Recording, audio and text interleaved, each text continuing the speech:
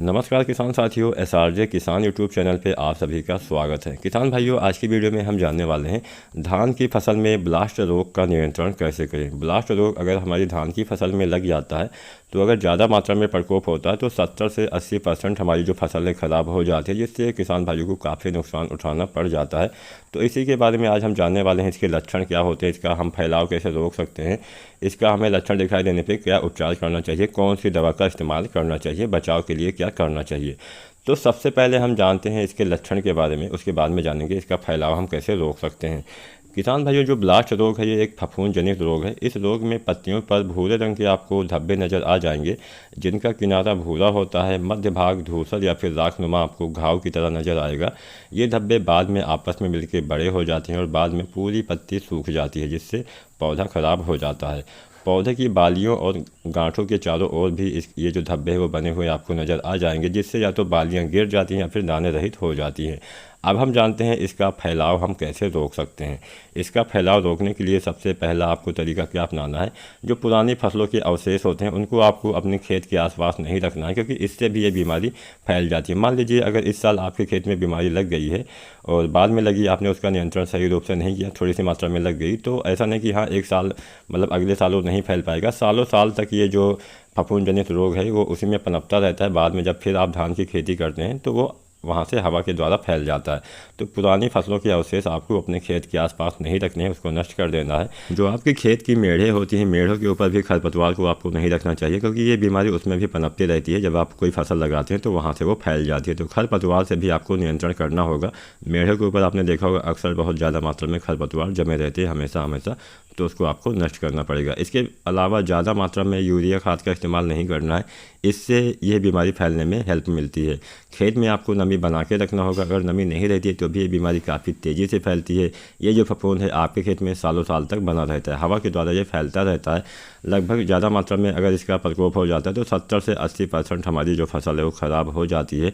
अब हम जानते हैं कौन कौन सी अवस्थाओं में धान की फसल में ये रोग लग सकता है। तो 4 अवस्थाएं होती हैं जब इसका प्रकोप सबसे ज़्यादा हो सकता है। पहली अवस्था नर्सरी की अवस्था होती है, यानी जब आप नर्सरी लगाते हैं तो वहाँ पे भी ये बीमारी फैल सकती है। दूसरी अवस्था होती है रोपाई के बाद, पत्तों के ऊपर आपको इसके लक्षण दिखाई दे जाएंगे किसी भी अवस्था में। और तीसरा होता है गांठे के ऊपर, यानी जब आपकी फसल में गांठें बनना चालू होती हैं तब वहाँ पे भी लक्षण दिखाई दे जाते हैं, जिससे या तो आपकी फसल गिर जाती है, वहाँ से टूट जाती है, या फिर ख़राब हो जाती है, सड़ जाती है। चौथी होती है बालियों के ऊपर। बालियों के ऊपर अगर इसका प्रकोप हो जाता है तो बालियाँ गिर जाती हैं या फिर दाने रहित हो जाते हैं, उसमें दाने नहीं बन पाते हैं। तो ये तो हमने जाना फैलाव हम कैसे रोक सकते हैं।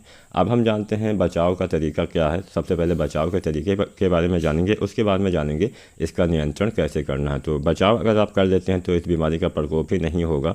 तो बचाव के लिए सबसे अच्छा तरीका होता है बीज को उपचारित करना। जब आप धान की नर्सरी तैयार करते हैं तो जो भी आप बीज लगाते हो उसको उपचारित करने के बाद ही आपको बोना चाहिए, अपने खेत में बुआई करनी चाहिए।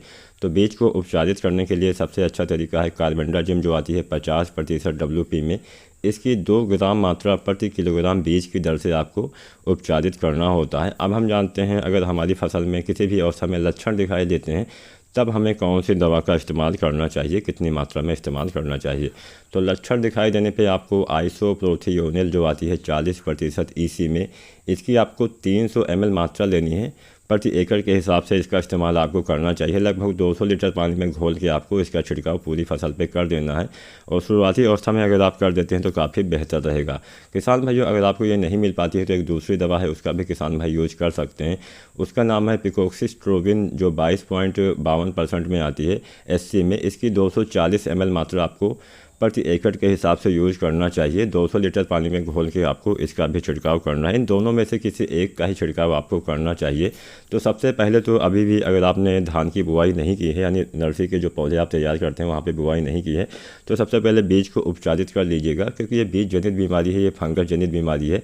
तो अगर आप शुरुआती अवस्था में ही इसका जो नियंत्रण कर लेते हैं तो आसानी से ये रोग आपके खेत में नहीं फैल पाएगा। इसके साथ साथ फैलाव कैसे रोका जाता है इसके बारे में तो हमने पहले ही बता दिया। तो अगर आपने ये पूरी वीडियो देखी होगी तो निश्चित ही आप धान में ब्लास्ट रोग से नियंत्रण कर पाएंगे। अगर आज की वीडियो पसंद आई हो तो लाइक ज़रूर करें। धन्यवाद।